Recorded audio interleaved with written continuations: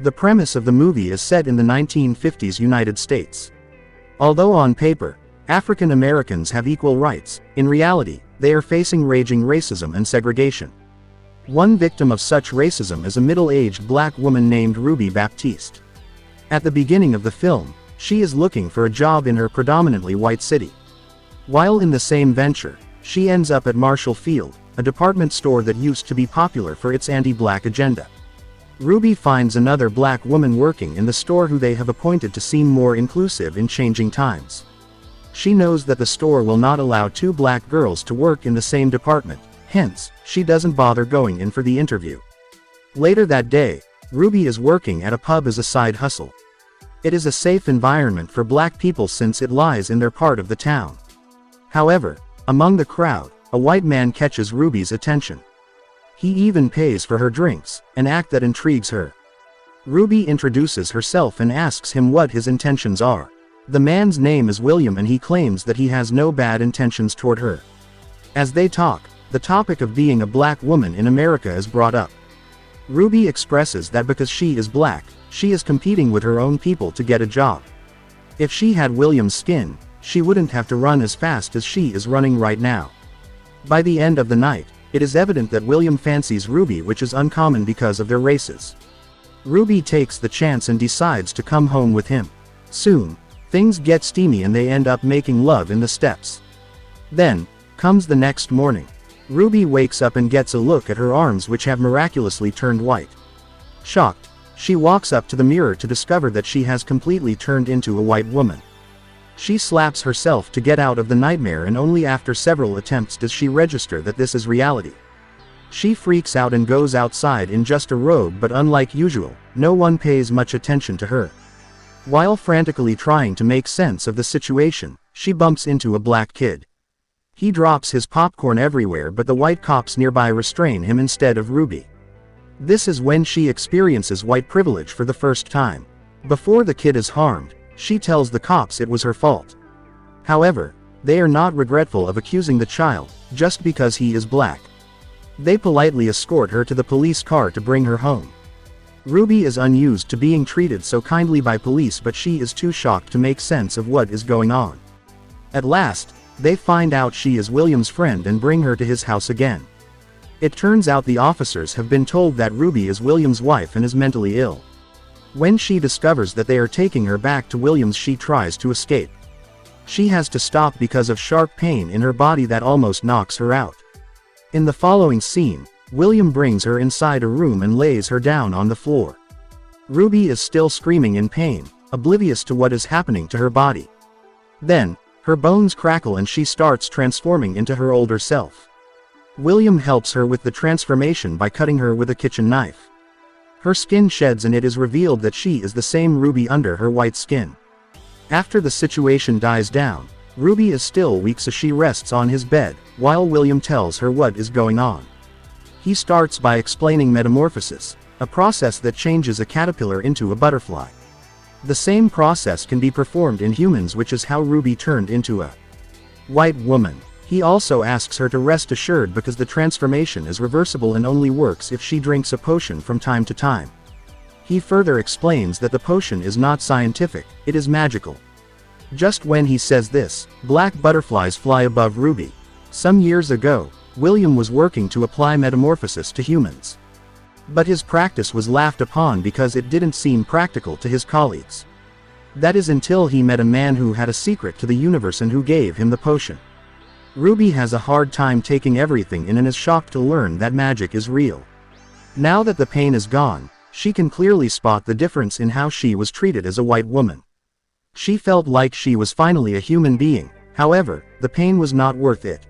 William assures her it will get easier starting the second time. A while later, he leaves, but not before leaving Ruby a vial of potion and a bundle of money. He wants her to do anything she likes with them. After giving it a thought, Ruby decides to drink the potion and go outside as an entirely different person. She enjoys the day by strolling around the park without getting any uncomfortable stares. Little things like buying ice cream is a different experience as a white woman. She isn't feared or judged because of her skin color. Ruby discovers what freedom feels like for the first time in her life. At night, she has turned into her original self and is taking a bath in William's house. William finds her in a good mood and assumes her day went well. He is also curious as to why she didn't take the money that he left for her. Ruby replies that after her skin turned white, she didn't need the money anymore.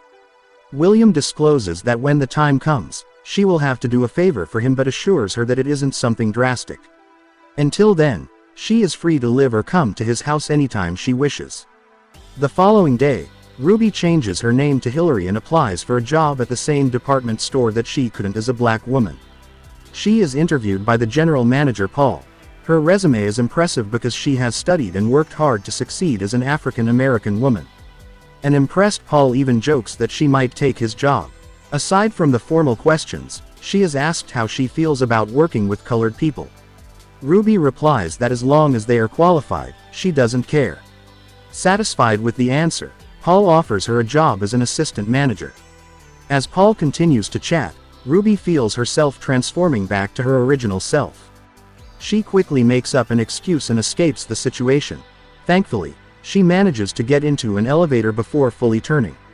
Later that week, she starts working as the assistant manager, a position so high not even the most qualified black could acquire it. Paul welcomes her by kissing her hand and is overly friendly to her sometimes. But since Ruby is drowning in the high of being a white, she hardly notices his advances.